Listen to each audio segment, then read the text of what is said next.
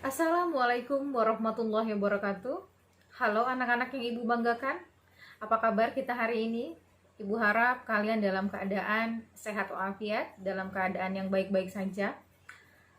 Tak lupa kita panjatkan puji dan syukur kehadirat Tuhan Yang Maha Esa, karena pada kesempatan kali ini kita masih tetap dapat melaksanakan pembelajaran walaupun pembelajaran kita secara daring atau secara online.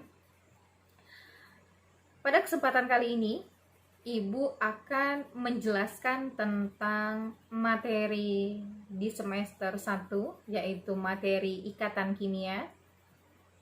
Satu hal yang harus kalian ingat, materi ikatan kimia ini merupakan materi prasyarat yang harus kalian kuasai agar materi-materi selanjutnya itu dapat dengan mudah kalian pelajari. Jadi untuk materi pertemuan kali ini, Ibu harap kalian dapat benar-benar memahami penjelasan tentang materi ikatan kimia. Oke anak-anak ya, sekarang mari kita lanjutkan ke bagian inti dari penjelasan materi ikatan kimia itu. Oke anak-anak, sekarang sebelum kita masuk ke materi penjelasan tentang ikatan kimia, ada beberapa hal yang harus kalian ingat. Pada materi ikatan kimia ini ada standar kompetensi dan kompetensi dasar serta indikator yang harus kalian capai. Indikator yang pertama, dapat menjelaskan kecenderungan unsur untuk mencapai kestabilan. Jadi itu yang pertama. Kemudian yang kedua, kalian dapat menggambarkan susunan elektron valensi atom untuk unsur-unsur pada golongan 8A atau golongan gas mulia. Kemudian yang ketiga, menjelaskan proses terjadinya ikatan ion beserta contohnya. Dan yang keempat, menjelaskan proses terjadinya atau terbentuknya ikatan kovalen beserta contohnya. Serta yang terakhir, bisa memprediksi jenis-jenis ikatan yang terbentuk dari senyawa-senyawa dengan membandingkan sifat-sifatnya. Jadi ingat, itu adalah indikatornya. Ya anak-anaknya, sekarang kita akan masuk ke materinya. Sekarang boleh kalian lihat di sini ada materi. Nah, sekarang kita lihat di sini ada PowerPoint materi tentang kestabilan konfigurasi untuk gas mulia. Kalau kita lihat pada layar bahwa gas mulia yang isi anggotanya adalah helium, neon, kemudian argon, kripton, xenon, dan radon. Jadi ini adalah unsur gas-gas yang dia sudah stabil. Ingat, Bu, kenapa dia stabil? Pada pertemuan sebelumnya sudah Ibu jelaskan, mereka stabil karena pertama, elektron valensinya sudah 8. Karena kalau sudah 8 berarti sudah mencapai teori kestabilan oktet. Bu, bagaimana dengan helium? Kalau sudah Ibu jelaskan juga, untuk helium ini kenapa dia hanya 2 saja dan dianggap dia stabil? Karena pengecualian, yaitu untuk helium stabilnya elektron valensinya adalah 2. Oke anak-anak ya. Nah sekarang kalau kita lihat lagi, ternyata atom-atom yang selain pada golongan gas mulia ini pun dia ingin stabil. Kayak kita manusia pasti ingin stabil. Nah, sekarang bagaimana cara untuk membuat mereka stabil? Nah, ternyata ada 2 cara untuk membuat mereka stabil. Yang pertama dengan melakukan serah terima elektron. Yang kedua dengan menggunakan atau pemakaian elektron secara bersama-sama. Jadi ingat, ada 2 cara yang digunakan untuk atom-atom selain dari unsur golongan gas mulia ini untuk stabil. Yang pertama dengan melakukan serah terima elektron, yang kedua dengan melakukan penggunaan atau pemakaian elektron secara bersama-sama. Nah, dari sini pun kita sudah bisa melihat perbedaannya. Oh, ternyata yang menggunakan elektron secara bersama-sama ini nanti akan membentuk ikatan kovalen. Sedangkan yang melakukan serah terima elektron ini akan membentuk ikatan ion. Jadi sudah cukup jelas ya perbedaannya. Kalau ikatan ion adalah adanya serah terima elektron, sedangkan untuk ikatan kovalen adalah pemakaian elektron secara bersama-sama. Oke ya, sekarang kita lanjutkan. Nah, sekarang kita lihat contoh. Nah, sekarang bagaimana sih atom-atom lain memperoleh kestabilan? Sekarang kita lihat. Misalkan ada contohnya atom litium. Litium itu nomor atomnya 3. Jadi pada saat kita buat konfigurasi elektron berdasarkan Niels Bohr, kulit pertama terisi 2 elektron, kulit pertama diisi oleh 1 elektron. Nah, sekarang ingat konfigurasinya 2-1. Bu, kalau 2-1 bagaimana? Ingat tadi teori-teorinya bahwa si atom-atom ini untuk stabil dia selalu merujuk ke teori kestabilan gas mulia. Stabilnya 2 atau 8. Nah, sekarang kita lihat. Untuk kasusnya litium ini, elektron valensinya 1. Nah, kalau 1 bagaimana? Bagaimana? Untuk mencapai 8 berarti si litium kurangnya berapa? 7. Sedangkan untuk menarik 7 itu susah nggak? Susah dong. Nah, lebih enak mana dia? Dia menarik 7 atau dia melepaskan 1 elektron aja di kulit terluar? Maka lebih enak dia melepaskan 1. Maka untuk kasusnya litium ini, untuk mencapai kestabilannya, dia melepaskan 1 elektron pada kulit terluarnya.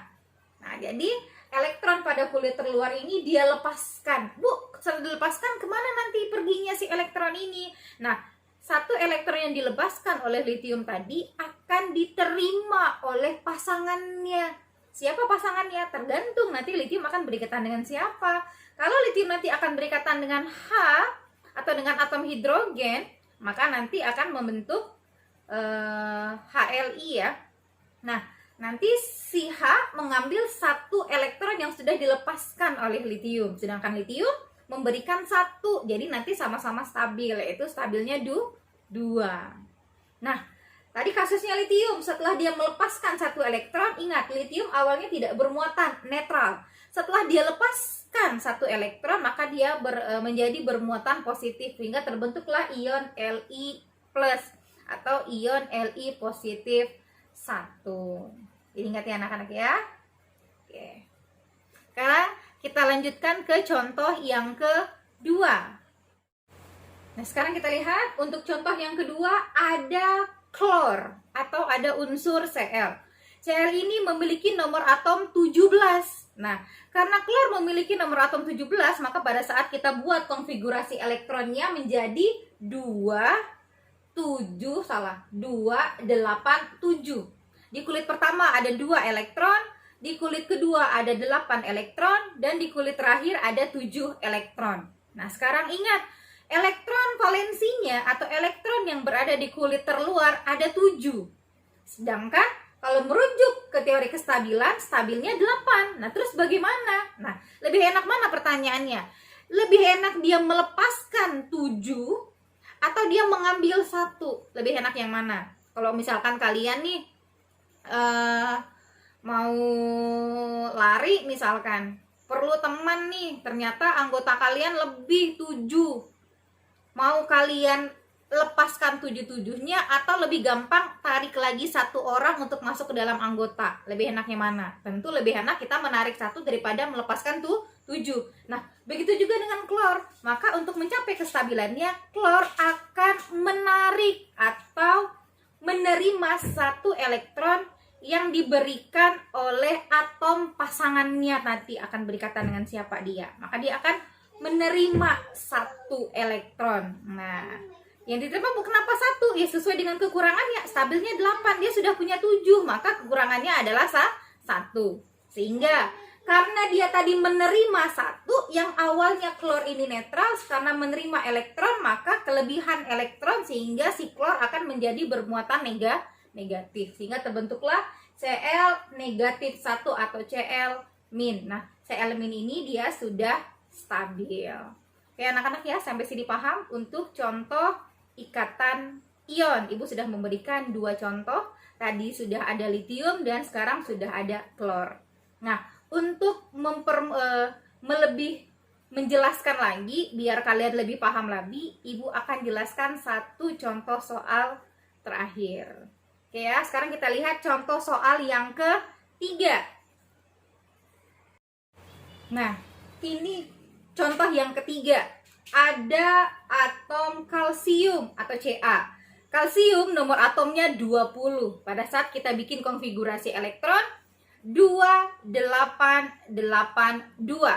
Kulit pertama kita isi dengan 2 elektron, kulit kedua kita isi dengan 8 elektron, kulit ketiga juga kita isi dengan 8 elektron, dan kulit terakhir atau kulit keempat kita isi dengan 2 elektron. Nah, sekarang yang kita perhatikan adalah kulit terluarnya. Berapa elektron yang ada pada kulit terluar? Ya, yaitu ada 2 elektron. Nah, sekarang kalau kita merujuk ke teori kestabilan, lebih enak mana nih untuk kalsium? Lebih enak dia untuk menarik 6 supaya 8 atau dia melepaskan 2 biar stabil 8? Yang mana yang lebih enak dilakukan nih, yang lebih ringan? Maka tentu saja dia lebih enak untuk melepaskan 2. Jadi si kalsium melepaskan 2 elektron pada kulit terluarnya. Nah, setelah dia lepaskan, maka ingat, tadi awalnya dia netral, yang dia lepaskan elektron. Setelah dilepaskan elektron, maka menjadi bermuatan positif karena elektron di dalam si inti atomnya sudah berkurang kan jumlahnya.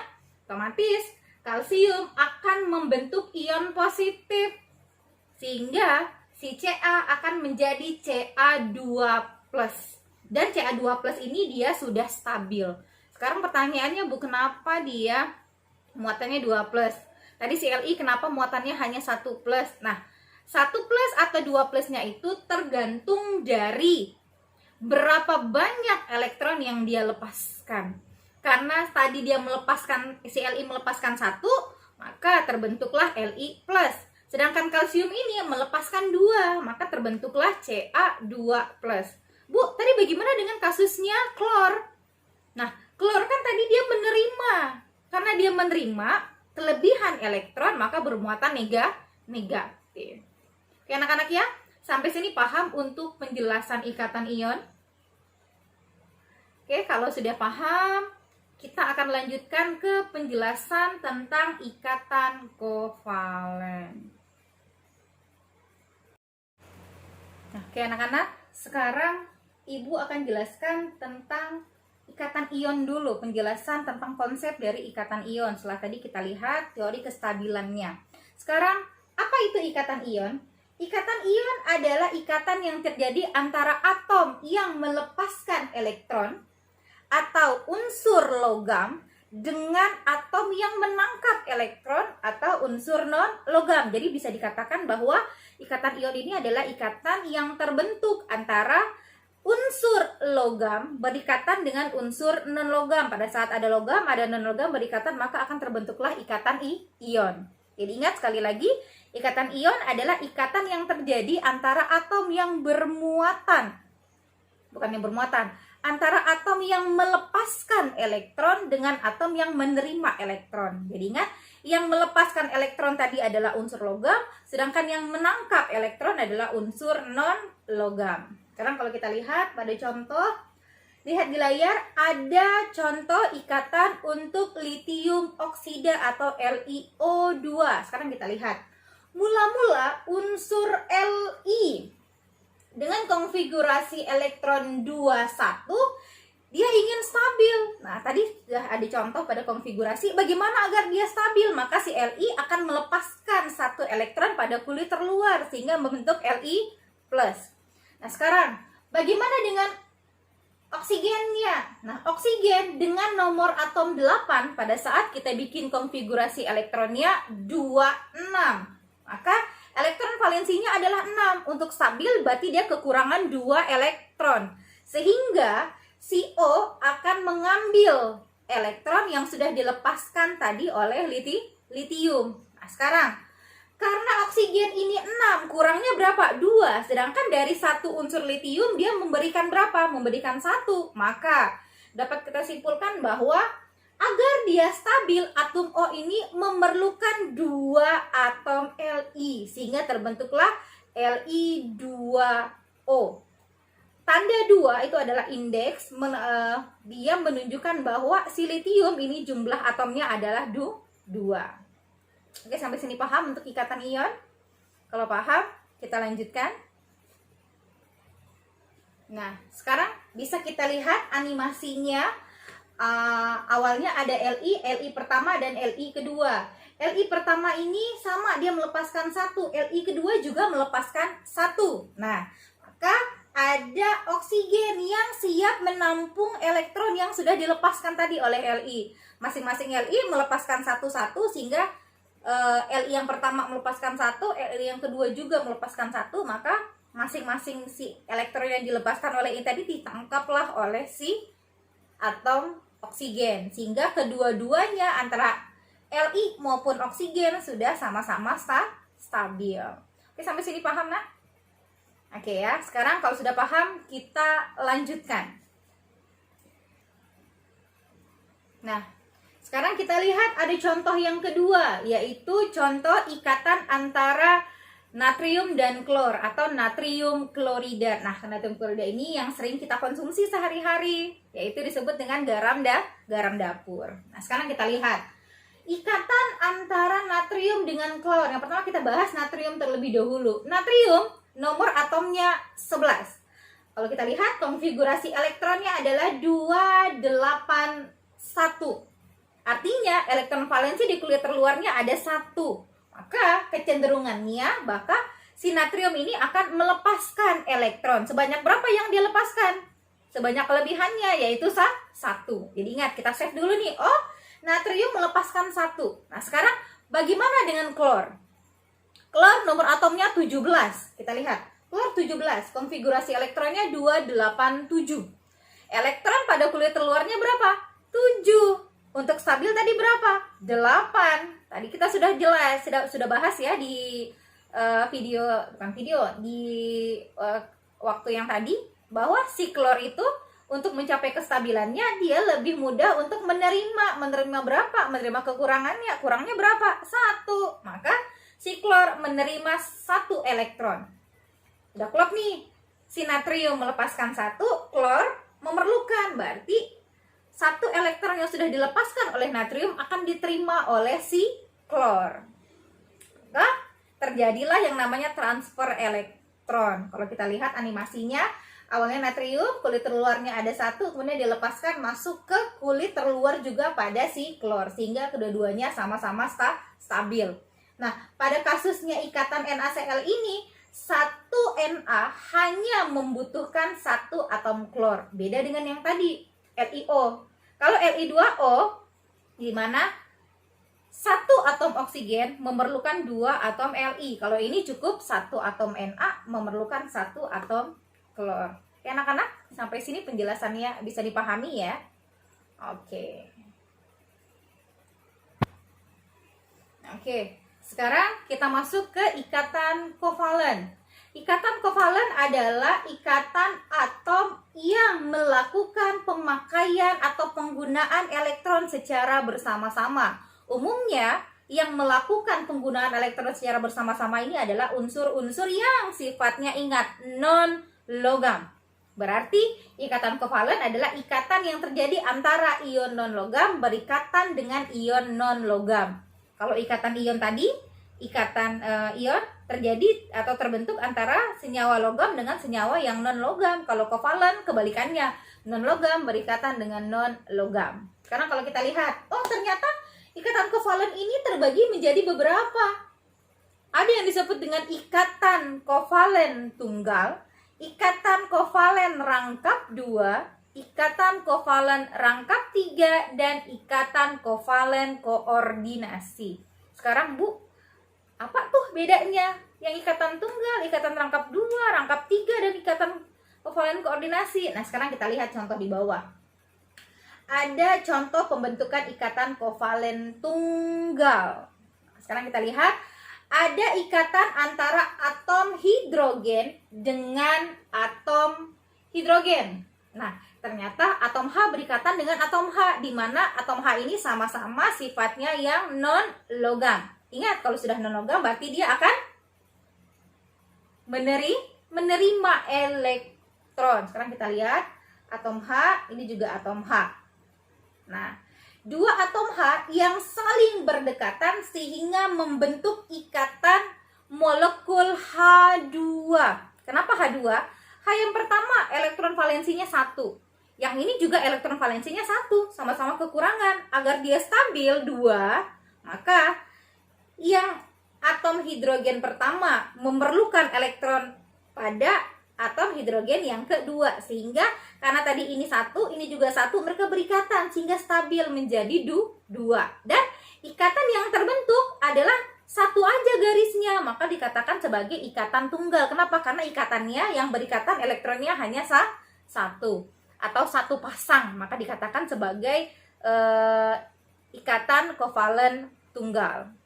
Nah, sekarang bagaimana Bu dengan ikatan kovalen rangkap 2 ataupun rangkap 3? Nah, logikanya kalau yang tunggal hanya 1 pasang elektronika, maka kalau yang rangkap 2 dan rangkap 3, berarti ada 2 dan ada 3 ikatan rangkapnya. Oke ya, sekarang kita lanjutkan ke ikatan kovalen rangkap 2 biar lebih paham. Nah, sekarang kita lihat nih, ikatan kovalen rangkap 2. Ikatan kovalen rangkap 2 adalah ikatan rangkap 2 pasang. Nah, artinya ada 2 pasang elektron yang menggunakan elektron secara bersama-sama. Sekarang kita ambil contoh, yaitu ikatan antara atom O dan atom O membentuk O2. Tadi ingat?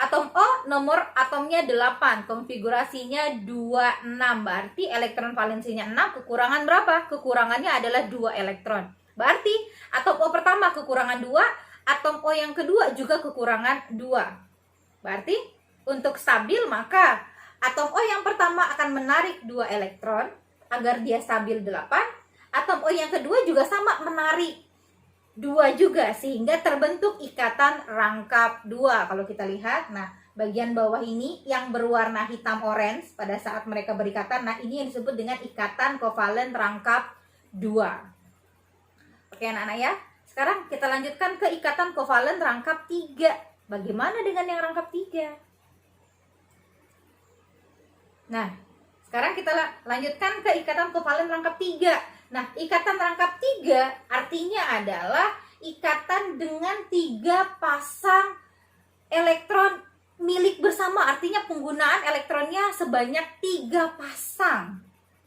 Biasanya untuk rangkap 3 digambarkan dengan ada garis strip sebanyak 3. Sekarang kita lihat contoh.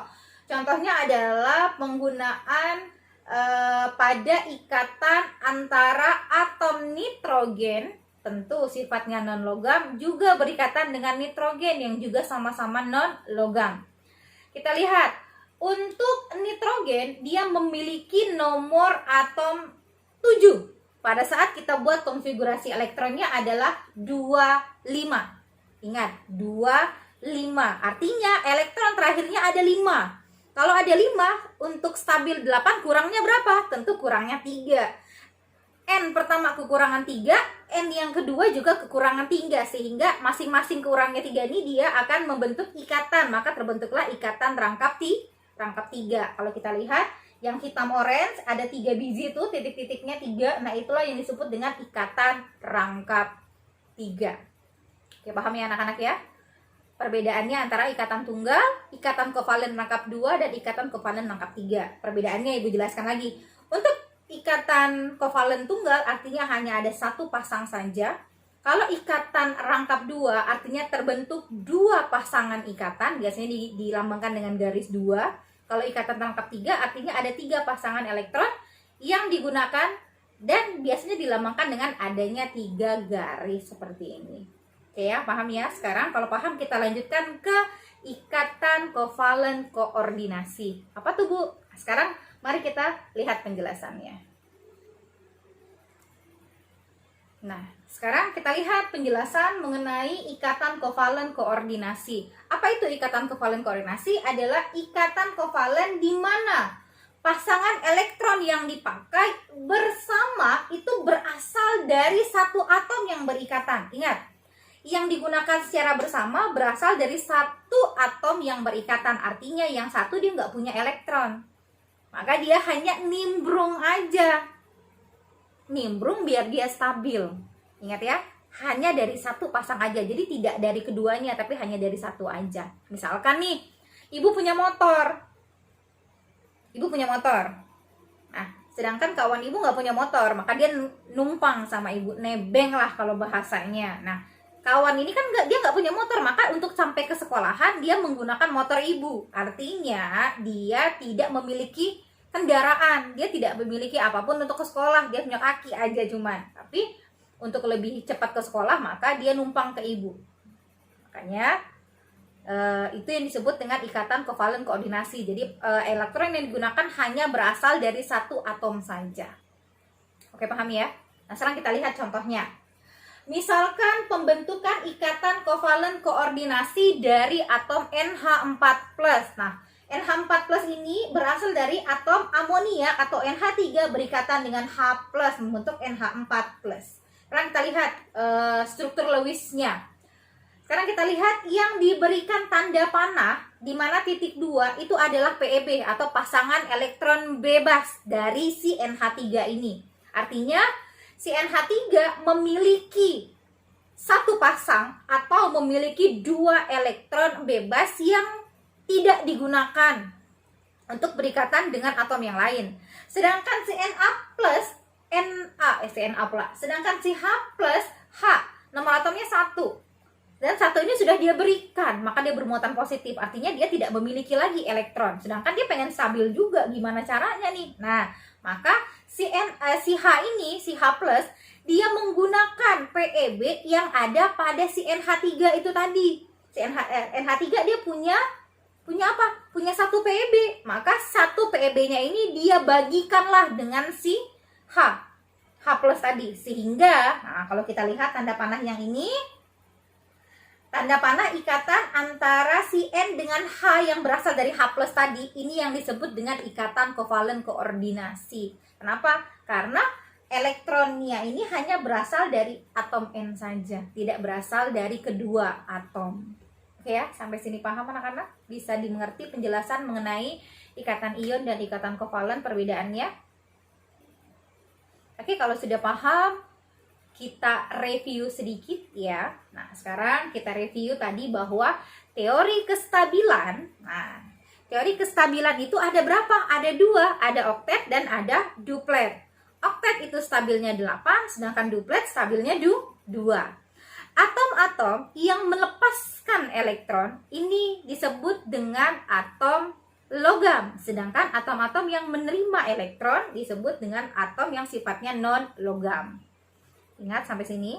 Kemudian, cara untuk mencapai kestabilan atom-atom seperti atom golongan gas mulia itu ada 2 cara. Yang pertama dengan serah terima elektron, yang kedua dengan penggunaan atau pemakaian elektron secara bersama-sama.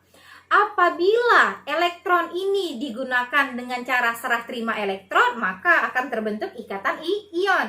Sedangkan apabila elektron ini digunakan secara bersama-sama atau pemakaian elektron secara bersama, maka akan terbentuk ikatan kovalen.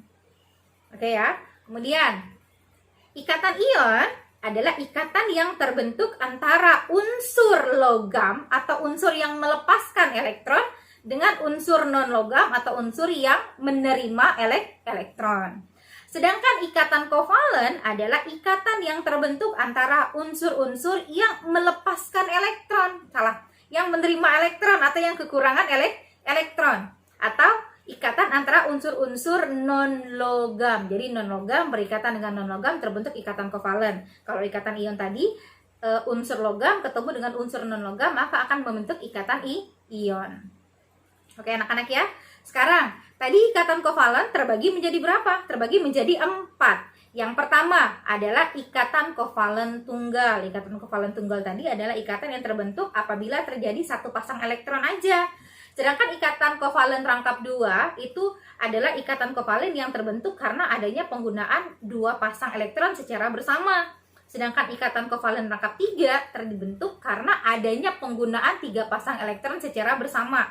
Sedangkan ikatan kovalen koordinasi adalah ikatan kovalen yang dimana elektron yang digunakan secara bersama-sama hanya berasal dari satu pasang elektron saja.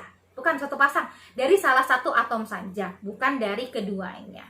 Oke anak-anak ya, sampai sini sudah dipahami untuk materi ikatan kimia. Ternyata tidak susah kan ikatan kimia, tidak seperti yang dibayangkan, apa ini ikatan ini ketemu ini melepaskan menerima, ternyata tidak seribet itu kalau kita mempelajari. Oke anak-anak, Ibu rasa penjelasan materinya cukup sampai di sini. Apabila nanti ada pertanyaan yang ingin kalian tanyakan, boleh langsung kalian tanyakan, bisa di kolom komentar atau bisa kalian tanyakan via WhatsApp atau di grup pembelajaran kita, boleh silahkan kalian tanyakan. Oke, cukup sekian penjelasan materi dari Ibu. Terima kasih atas partisipasinya dalam pembelajaran online kita hari ini. Selamat belajar. Ingat, harus sudah belajar walaupun kita dalam masa pandemi seperti ini. Oke anak-anak ya.